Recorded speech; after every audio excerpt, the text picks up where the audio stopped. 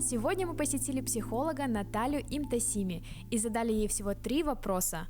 Что нужно делать для поддержания психологического здоровья? Какой человек является психологически здоровым и как совладать с эмоциями с помощью психологических упражнений? Давайте скорее узнаем.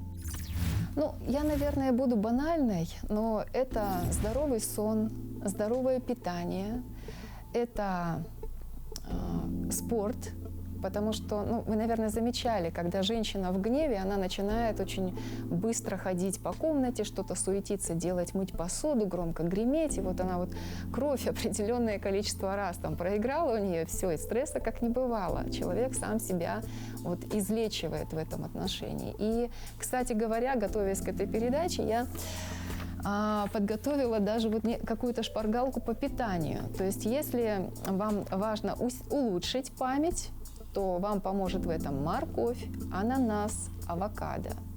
Если вам нужно сконцентрировать ваше внимание, в этом вам помогут креветки, репчатый лук и орехи. Если же вы хотите какого-то творческого озарения достичь, то здесь вам обязательно поможет инжир. А также тмин может спровоцировать рождение каких-то гениальных мыслей и идей. Человек самоактуализирующийся. Что это значит? Человек, который нашел свое призвание. Человек, который обнаружил в себе свои дары, таланты для того, чтобы служить этому призванию, реализовывать себя в полной мере. Человек, который может хорошо и гармонично встраиваться в общество, то есть он знает и свою меру ответственности перед обществом, и кого нужно уважать, и с кем и как нужно себя вести, то есть у него присутствует какая-то гибкость. Также он понимает свои желания, помимо того, что есть ответственность и долженствование, есть еще и желания, которые он себе позволяет, и эти желания не конфликтуют в нем.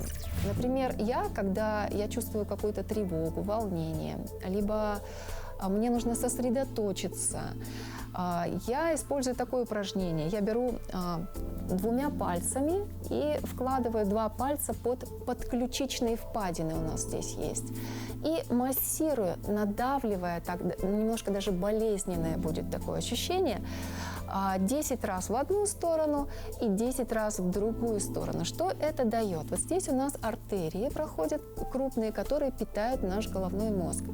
И известно, что при стрессе мы немножко схлопываем свою грудную клетку, следовательно, здесь зажимаются эти артерии. Кровь не поступает в достаточном количестве, не обогащая голову кислородом и всеми необходимыми питательными веществами. И, соответственно, мы тогда еще больше испытываем стресс. Когда мы делаем это упражнение, это позволяет нам распахнуть грудную клетку и дать приток крови к голове.